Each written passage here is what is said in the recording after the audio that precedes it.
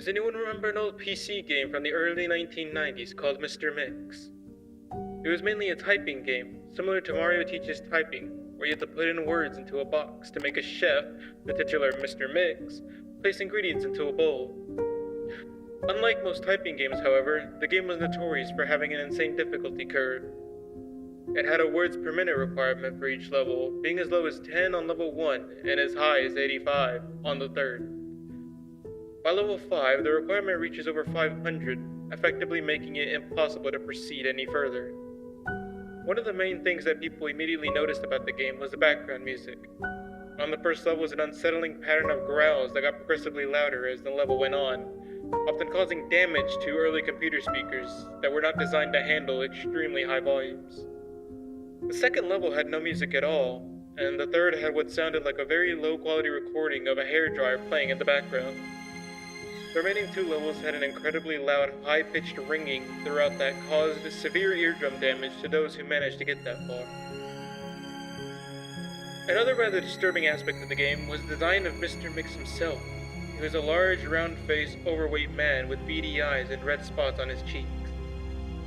Most children who played the game reported having vivid nightmares of Mr. Mix, speaking to them in a quiet, raspy voice and threatening them to keep quiet about something.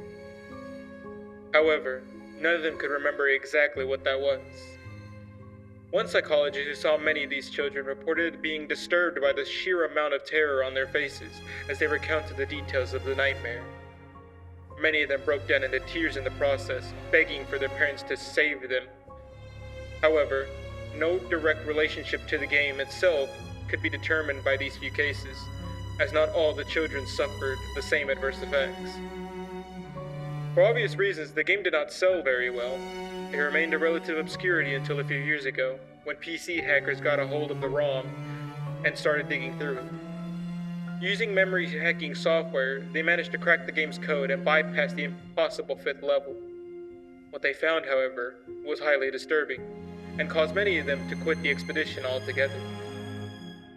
According to the reports these hackers left behind, the game behaves very strangely in the fifth level as bypassed.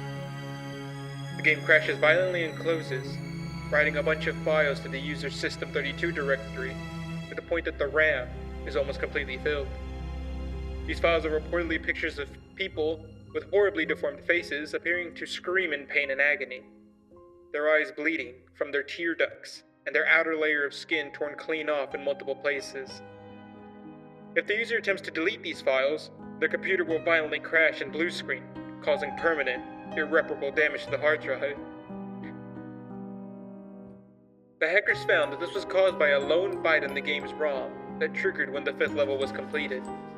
After removing the byte, they were able to proceed to the sixth and final level. Unfortunately, all of the original hackers declined to discuss what they saw in the final level. Each of them became extremely paranoid and reclusive afterwards, refusing to talk about anything related to the game, and showing astonishingly extreme symptoms of PTSD. Most of them ceased to be able to form coherent sentences within a week. Within a month, all of them had gone missing. All remaining copies of this game were destroyed, and to this day, no one knows what was in it that caused the group so much psychological damage. Maybe it's better that way. 2 years after this incident, a man was arrested for trying to kidnap an 8-year-old girl from a grocery store. Their DNA and fingerprint analysis was identified as one of the original hackers who had viewed the final level of the game. He was wearing a white chef's hat and had a look of unspeakable malice and insanity on his face. And when interrogated, the man would only say one thing. I'm Mr. Mix.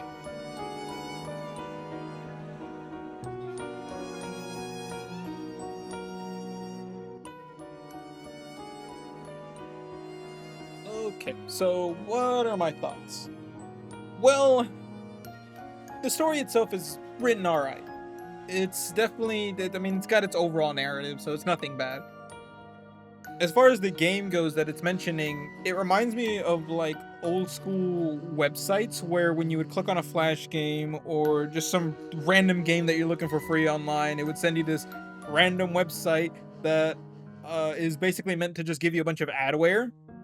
We all know that if you're looking for free games online, it's almost always too good to be true. Especially given the fact that this game does all this System 32 nonsense and crashes and blue screens your computer. It really shows that it's kind of meant to be more of this game that people send out to just get viruses into the internet.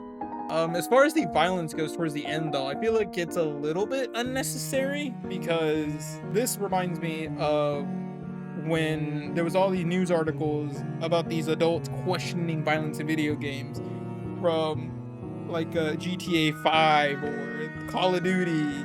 There wasn't any research really that supported any correlation between like real violence and video games. So that part just kind of makes me laugh, because it just feels kind of forced and tacked on.